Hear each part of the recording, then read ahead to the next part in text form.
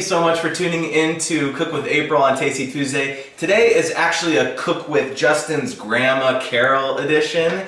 And today we are making, what are we making today? Swedish cardamom rolls. Swedish cardamom rolls. According to my mother's recipe. So if you guys are interested, please stay tuned and find out how to make these rolls. Hi, my name is Carol and I am getting ready to make Swedish rolls.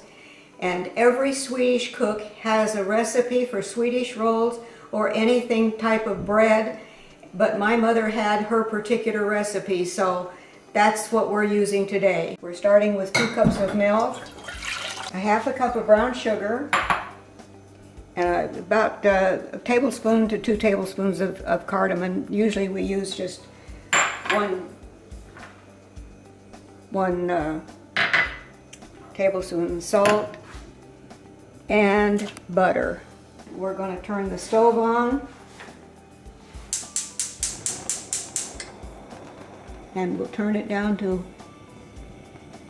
about medium. We're going to heat this up until the butter is melted. My mother was a Swedish cook, and we made Swedish pancakes, and she made rolls, and at Christmas time she would make lutefisk, and she would make a cream sauce for the lutefisk, and we would have it over rice on Christmas Eve, and that was the tradition. We're going to take the hot milk and we're going to put it on ice in order to cool it down. And because the pan holds the heat with the milk. Now we're going to take the cooled milk and we're going to put it into the KitchenAid container. Now we're going to add the yeast, and as you can see, it's all proofed and it's nice,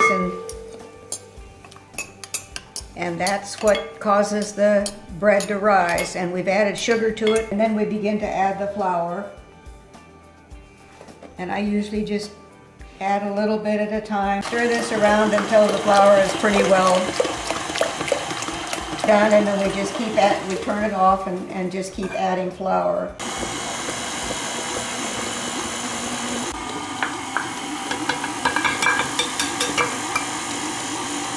Okay, we've got the dough hook on, and we're just going to turn it on low speed, and then just add the flour. See, it's coming together. This is a recipe that I grew up with. My mother would make it at Christmas time, and she would make cookies, and she would also make the dreaded fruit cake, which children nowadays don't like. But that was our treat, because during the war and everything, ingredients just weren't available, and my mother would always save the butter for the Christmas baking, and she put it in the freezer. She would save the flour and the sugar because the sugar was rationed for the war effort, so she would always save the brown sugar and the white sugar. We measured out 7 cups of flour, and we used just about 6½. This is what it should look like when it has left the sides of the bowl. As you can see, the sides of the bowl are all, it's all away from there, and it's in a big roll in the middle. And we're going to cover it, and then we're going to set it aside in a warm place until it rises double in bulk. And then we'll roll them out. And this is the way it looks. It's kind of sticky, but that's good, because when you put it on the breadboard to roll it out, the extra flour on the breadboard will go with this, and that way then it's not so sticky. We're preheating the oven to 350 degrees, and we're setting the bread on the stove because it's a warm place, and that way then it jump starts with the heat. It jump starts the bread to rise. So we'll leave it there probably about 45 minutes to an hour, depending on how fast it rises. Okay, next we're going to take the risen dough. As you can see, it's risen in double in bulk, and we're going to take a little bit out of it.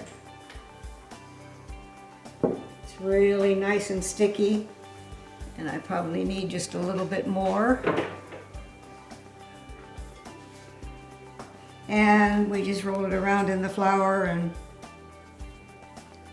then we just take and roll it out into a long rope and put it on the cookie sheet. And when they're all rolled out, we let them rise again. Dough is very elastic. And we just roll them into a figure 8. And we put them on the cookie sheet, and we take another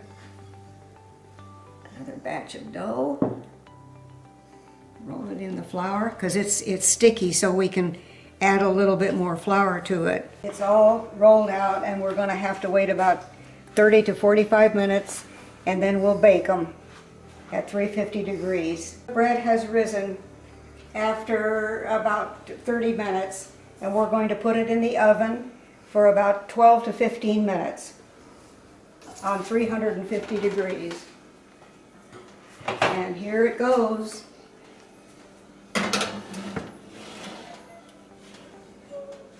There it is. We're going to do it about 5 minutes until they're supposed to come out of the oven. Put it up to 375 to jump start it so it'll get a little brown. Okay, we're going to take it out of the oven, and oh, it's browning nicely. Oh, look at that. Wow. Look at how beautiful they are. And now comes the fun stuff, is to eat them. I'm going to butter the top of them by just running the butter over the top of them. It's all nice and brown and ready to eat. All right, they are ready. We are going to do the final touches, and we're going to put some honey, or we put butter in it, close it for a little bit, and then we're going to put a little honey on there. Whoa, that's a lot of honey, Dad. Is that mine or yours? It's mine. Okay. All right, I'm going to put honey in mine. Are you going to taste it too, Grandma? I'll let you taste it first. Okay, okay. We're the guinea pigs. Here we go. Oh my gosh. There we go. Mmm. Oh my God. This brings me back to my childhood. Oh my God. Me too. This tastes exactly how I remember when you used to make it. When I was really little, Grandma. Oh my gosh, you guys.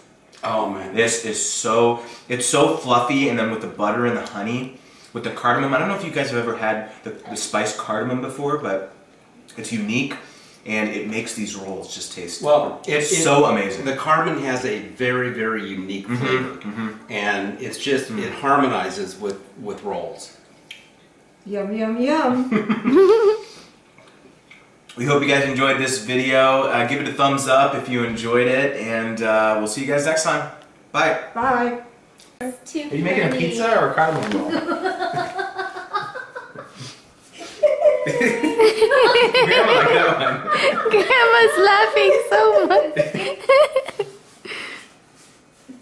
Yeah, you got a little bit too